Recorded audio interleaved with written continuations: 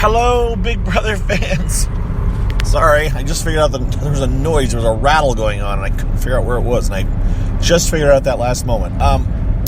It is Friday, September 13th. Ooh, Friday the 13th. I think it's a full moon tonight, too. So, yeah, all the stars are aligning in the weirdness. So, today may be a weird day, or tonight may be a weird night.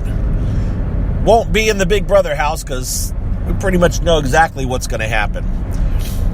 Wow.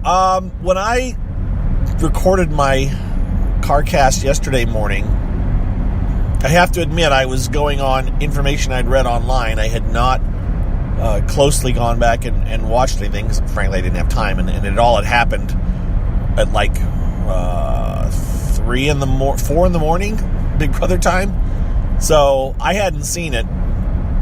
And then I went to work, and I didn't see it. You know, I talked about the Tommy reveal to Christy and Cliff, but that had happened earlier. So what I'm talking about is the whole Jackson lie that he manufactured, that he executed, and that apparently got Tommy voted out of the house, or was extremely influential in that. And there's been some outcry online that one of the things they've said is Jackson used production as a strategy. So what's going on here? And we'll talk about this at least a little bit on Saturday night. And I went back and watched. I did not watch the entire run of this, but I watched after the Cliff eavesdropped. I watched Holly go downstairs. And then she started talking to Cliff and Nicole. And Cliff, hollered down to Holly like, "Hey, are you downstairs?" Which Nicole and Cliff could hear. And she's like, "Oh, yeah, I'm down here." And he's like, "Okay." And then he goes in and talks to Tommy. Now, all he did in Tommy talk was like, "Yeah, I'm going to miss you. Going to be a tough day tomorrow." They talked for about 5 or 10 minutes, maybe. But the conversation was fairly superficial. And there was no real game talk going on, right? And this was all shown, or if it's not, it will be shown on Sunday. Then Cliff went downstairs. Now, here's where things got a little bit confusing to the live feed viewers, especially the ones that only watched it at the time, or those that only read online. I thought that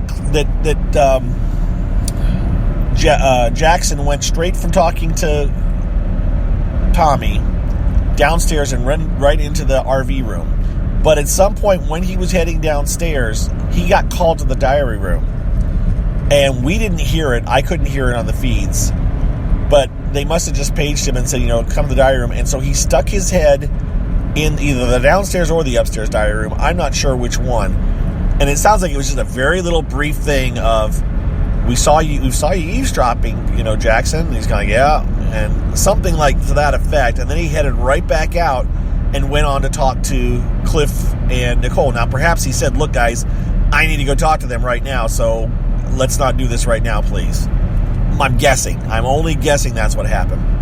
He heads on and talks to Cliff and Nicole, and that's where he weaves this tale that, Tommy approached me before and said he was going to tell you guys this, and now I just checked in with him because I was just up there, and he confirmed that he checked in with you guys, or he talked with you guys, and you guys seemed agreeable to his proposal. So I'm telling you all this, because I'm really with you, and I want you to know that Tommy's, pulling the wool over your eyes. He's not planning on sticking with your plan. He really is working with me, or he wants to work with me, but my loyalty to you four is so strong that I'm telling you this, all right? That's what happened. Now, at one point, he said, "Did you hear me go in the diary room?" And they're like, yeah. And nobody else heard him. So some people didn't think he really did go to the diary room. And then he kind of implied that the diary room was talking to him about his little talk with Tommy. That's what he does a little, well, that's why you guys may not get called about that, like shaking his head, because it was kind of a minimal thing. Implying that they were checking with me about my conversation with Tommy, but they're not going to ask you guys about it. Now, he didn't say anything specific. He kind of shook his head.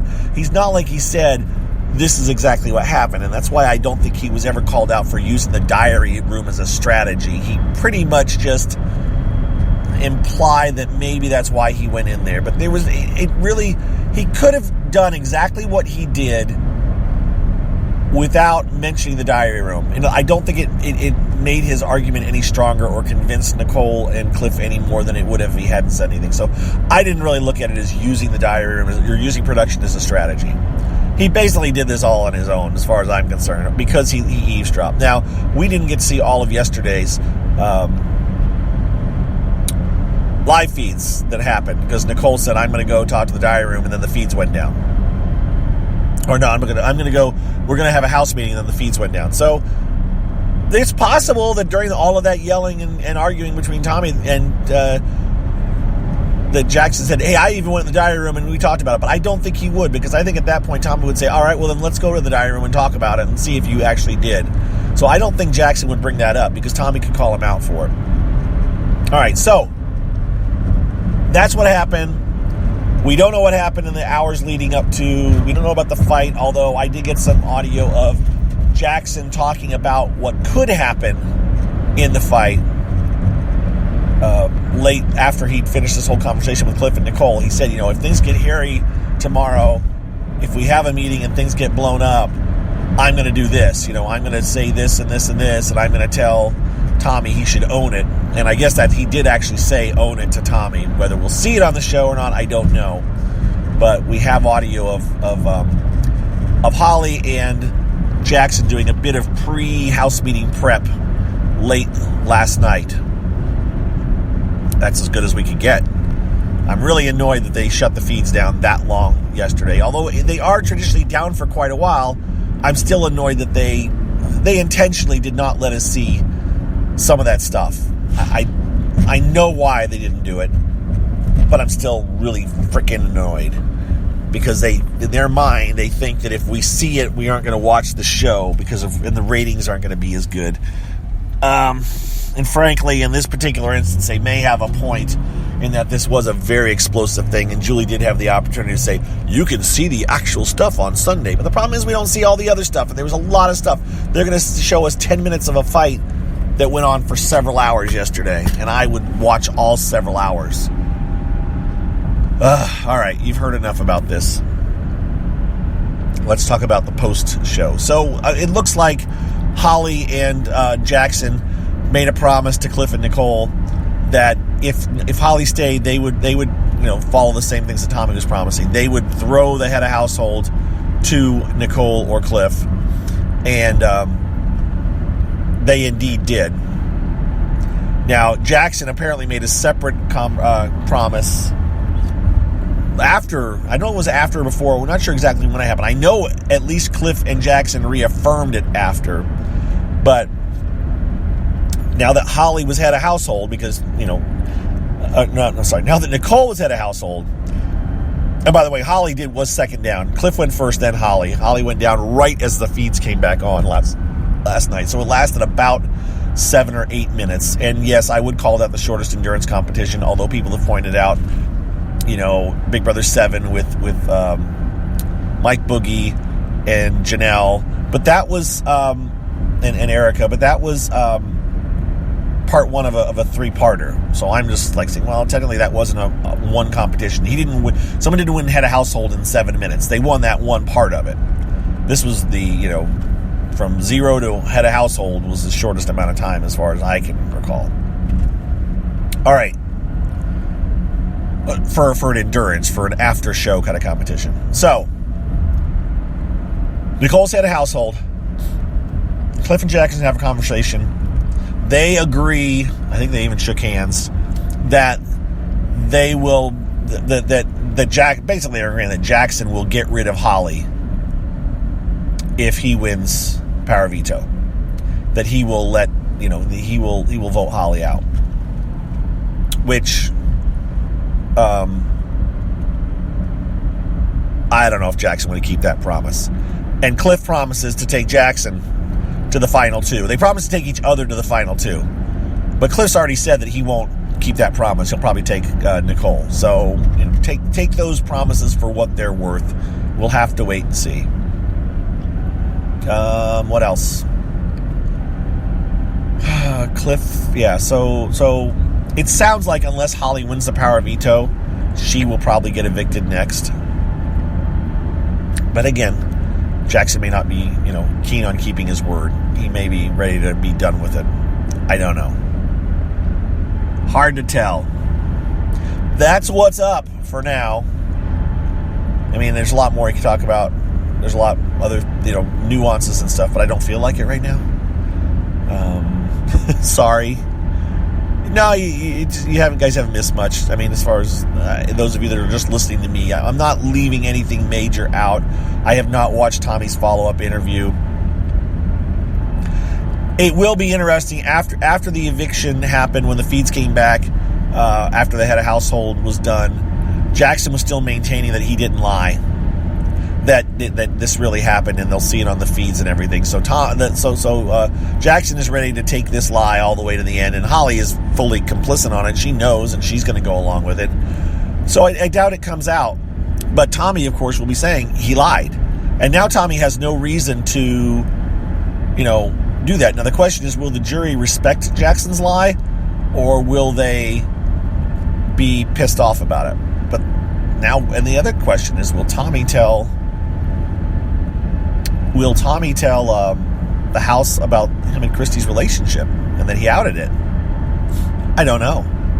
Somebody's going to come in the house at least for a few minutes afterwards. For a day or two. Whoever gets evicted on Thursday, probably Holly, will be in that house or have a chance to talk to the other jurors. So I think Tommy and Christy's secret will come out even if Tommy doesn't reveal it. Tommy will probably realize that, and he will let everybody know that he talked about it. So I don't know how much sympathy he'll get at being voted out if he tries to, take Jackson's tact. He also may champion Jackson as he should win it. And Christy's been saying it, so maybe Christy will decide to say, you know what, let's get Jackson to win it. I don't know. Could be interesting. We may not hear most of that. Most of that stuff will be behind closed doors jury talk. Maybe they'll mention it in their jury roundtable. But there'll always be a lot that we don't see that goes on when that stuff happens in the jury house. I think I'm done. Yes, I do believe I am. So, those of you that are brand new, some of you, there's always somebody that's probably brand new to this CarCast. Let me give you a little backstory before I wrap this puppy up. I'm done talking about the show, so those of you that are just waiting around to hear me say something more about the show, no, I think I'm done. Don't forget, we do our podcast Saturday night, tomorrow night, 9 p.m. Eastern Time. Colette will be back. Those of you that we didn't say that Colette wasn't going to be on because we didn't want to, we kind of like, no, let's just wait and tell people when we do the show that she's traveling. So we did. Colette should be back Saturday or tomorrow night. But those of you that are new, this is my pretty much Monday through Friday podcast, call it a CarCast, that I do where I summarize what's going on in the house. I only do this during Big Brother. So as soon as Big Brother's over, I will stop doing this. Now, last year, and I've been doing this in some form or another, not as much or as often, but in some form, I've been doing something like this really since about Big Brother 8 or 9, I think. I had a MySpace account when I started doing it, but I started last year at the request of some people, a non-Big Brother CarCast that you can subscribe to if you want. And it's called my mostly non-Big Brother CarCast. It's a really original title. And I may talk about Survivor if I watch Survivor. Sometimes I talk about other things. I've talked about vacations I've gone on, what I've seen, what I've done.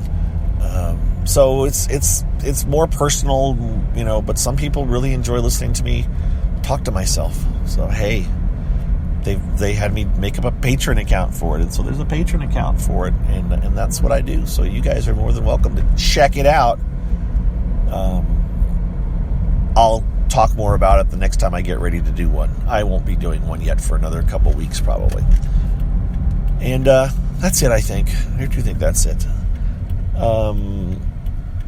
You guys have a wonderful Friday, a wonderful weekend for some of you. Whoop, there was a guy on a bike there.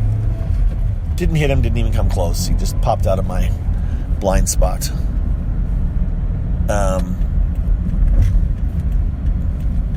All right, that was a squirrel moment. So, thank you everyone that listens. Some of you I'll talk on Monday. Some of you I will talk to on Saturday's Big Brother Gossip Show. And some of you I will talk to probably this afternoon via Periscope on my drive home. Lots of different ways I get on there and yammer about the same stuff in slightly different venues. Everybody have a good Saturday, good weekend. And we'll talk to most everyone here on Monday. See you later. Bye-bye.